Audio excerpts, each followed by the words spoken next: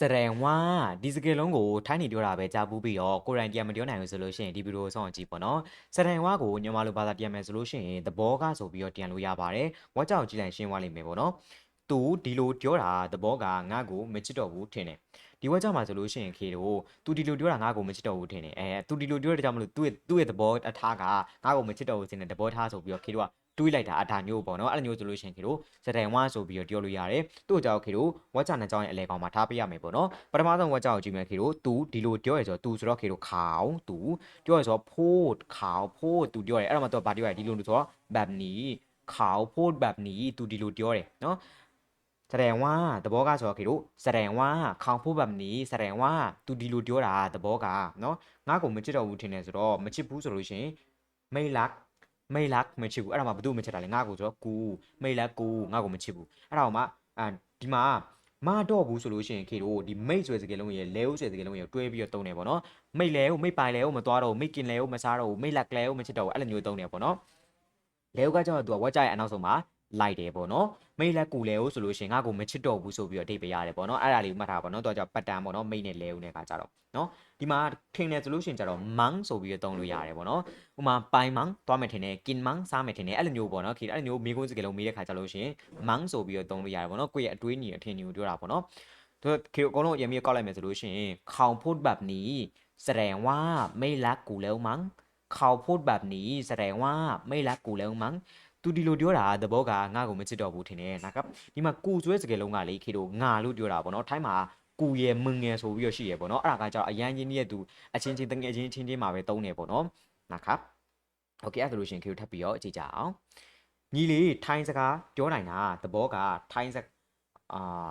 ထိုင်းစကားလေ့လာနေရလားညီလေးထိုင်းစကားပြောနိုင်တာသဘောကထိုင်းစကားလေ့လာနေရလားကြည့်ကြအောင်ညီလေးထိုင်းစကားပြောနိုင်တယ်ဆိုတော့ခေတို့နောင်ပြောရဆိုဖိုးနောင်ဖိုးအဲ့ဒါမှနောင်အဲ့လေညီလေးကဘာပြောရလဲဒီနောင်ကကြတော့ခေတို့ညီလေးမောင်လေးညီမလေးအားလုံးသုံးလို့ရပါတယ်နောင်ဖိုးညီလေးပြောတယ်ညီမလေးပြောတယ်ညီမလေးပြောတယ်ပေါ့နော်အဲ့တော့မှထိုင်းစကားဆိုတော့ထိုင်းနောင်ဖိုးထိုင်းညီလေးထိုင်းစကားပြောတယ်အဲ့တော့မှရနိုင်တယ်ဆိုတော့နိုင်တယ်ရတယ်ဆိုတော့ได้နောင်ဖိုးထိုင်ได้ညီလေးထိုင်းစကားပြောနိုင်တယ်နော်သဘောကဆိုတော့แสดงว่าထိုင်းစကားလေးလာနေရလားဆိုတော့เรียนภาษาไทยอยู่หรอเรียนภาษาไทยอยู่หรอน้องพูดไทยได้แสดงว่าเรียนภาษาไทยอยู่หรอน้องพูดไทยได้แสดงว่าเรียนภาษาไทยอยู่หรอเนาะဆိုတော့ညီလေးထိုင်းစကားပြောနိုင်တာသဘောကညီလေးထိုင်းစကားပြောနိုင်တာသဘောကထိုင်းစကားလေးလာနေရလားဒါမျိုးပေါ့နော်โอเคထပ်ပြီးကြည့်ကြအောင်ตูဖုံးမကင်ဘူးသဘောက तू မအားလို့ပေါ့ तू ဖုံးမကင်ဘူးသဘောက तू မအားလို့ပေါ့အဲ့လိုမျိုးပေါ့နော်ခေ तू ဖုံးမကင်ဘူးဆိုလို့ရှိရင်ကြတော့ तू ဆိုတော့ခေါမကင်ဘူးဖုံးမကင်ဘူးဆိုလို့ရှိရင်ไม่รับสายလို့သုံးလိုက်ခေါไม่รับสาย तू ဖုံးမကင်ဘူးအဲ့တော့သဘောကဆိုတော့แสดงว่าเขาไม่รับสายแสดงว่า तू မအားဘူးဆိုတော့เขาไม่ว่างเนาะဒီမှာခေထိုင်းမှာလို့ပေါ့ဆိုတဲ့စကားလုံးတွေပါတယ်မရှိဘူးပေါ့နော်သူတို့အဲ့ပုံမှန်တိုင်းပဲပြောရတယ်ဒီຢာတွေကကြောက်ခေတို့ညီမလိုသဘောကြောင့်ဒါပြန်ထားတာပေါ့နော်เขาไม่รับสายแสดงว่าเขาไม่ว่างအဲ့လိုမျိုးပဲခေထိုင်းမှာပြောရတယ်ပေါ့နော်เขาไม่รับสายแสดงว่าเขาไม่ว่าง तू ဖုံးမကင်ဘူးသဘောက तू မအားလို့ပေါ့ဒါမျိုးပေါ့နော်ခေတို့ထပ်ပြီးကြည့်ရမယ်ဒီဆိုင်ကလူအရန်ညားတယ်သဘောကစားကောင်းလို့ပေါ့ဒီဆိုင်ကလူရန်ညားတယ်သဘောကစားကောင်းလို့ပေါ့ဒီဆိုင်ကလူညားညားရဆိုလို့ရှိရင်ကြတော့လန်းနီလန်းကကြောက်ဆိုင်အောင်တွေ့တာနီးဆိုတဲ့စကားလုံးကြောက်ဒီပေါ့နော်လန်းနီးဆိုလို့ရှိရင်ဒီဆိုင်คนเยอะมากหลังนี้คนเยอะมากဒီဆိုင်ကလူရန်ညားတယ်หลังนี้คนเยอะมากဒီဆိုင်ကလူရန်ညားတယ်เยอะကကြောက်ညားတာမကကြောက် very ဆိုအရန်ပေါ့နော်หลังนี้คนเยอะมากဒီဆိုင်ကလူညံ့ညားတယ်သဘောကဆိုတော့แสดงว่าစားကောင်းတယ်ဆိုလို့ရှိရင်ခေတို့อร่อยဆိုပြီးသုံးပါတယ်หลังนี้คนเยอะมากแสดงว่าอร่อยเนาะအဲ့လိုမျိုးသုံးပါတယ်ဒီဆိုင်ကလူရန်ညားတယ်သဘောကစားကောင်းလို့ပေါ့အဲ့လိုမျိုးသုံးညင်တကကြောက်လို့ရှိရင်ခေတို့แสดงว่าဆိုပြီးသုံးပါတယ်ဒါဆိုလို့ရှိရင်တရားယူနားလေးပေါ့နော်โอเคတရားယူဘယ်လောက်နားလေးလဲဆိုတော့သိအောင်လို့ခေကိုပေါ့နော် तू အလုတ်မလာဘူးသဘောကနေမကောင်းလို့ပဲဒီမှာလို့ပဲဆိုတဲ့စကားလုံးမရှိဘူးပေါ့နော်နေမကောင်းဆိုလို့ရှိရင်ရပြီအဲ့လိုမျိုးပဲပေါ့နော်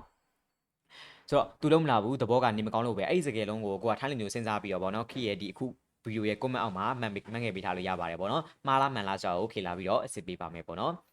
မိတ်ဆွေကခေလူမျိုးထိုင်းစကားကိုဗောနော်ကောင်းကောင်းမွန်ကျွမ်းကျင်ကျင်နဲ့တေချာလေးကြွတ်တက်ချင်ပေမဲ့ဘ ဘယ်ကနေဘလို့စပြီးတော့လေ့လာမှလည်းမသိဘူးဘယ်လိုမျိုးနီးလန်းနေသုံးပြီးတော့လေ့လာလို့ရှိရင်ထိအောင်မလဲမသိဘူးဆိုလို့ရှိရင်ခေတ်စီမှာအခုဆိုလို့ရှိရင်ဒီထိုင်းတကယ်လို့တည်တံ့စပွားနည်းစနစ်ကိုမှာ zone class ရှိနေပြီပေါ့နော်ဒီ zone class ကကြတော့ပုံမှန်ဆိုလို့ရှိရင်တော့ KR မဖွင့်ဘူးပေါ့နော်ဒါပေမဲ့လူအရန်တောင်းဆိုတာညားလို့လည်းကြောင့်မလို့ KR zone class ကိုဖွင့်ပေးလိုက်တယ်ပေါ့နော်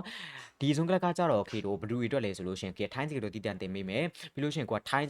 စာရေးရဖတ်တာတလုံးမှမရဘူးထိုင်းတကယ်လို့တည်တံ့မယ်လေ့လာခြင်းနဲ့ဆိုလို့ရှိရင်လေဒီတန်းကိုလာပြီးတက်လို့ရတယ်ပေါ့နော်ဒါမှမဟုတ်ကိုကထိုင်းစာရေးတာဖတ်တာတော့ရတယ်ဒါပေမဲ့ဒီထိုင်းတကယ်ပြောတဲ့ခါကျလို့ရှိရင်အရှိနောက်တွေလွဲနေတာသူများ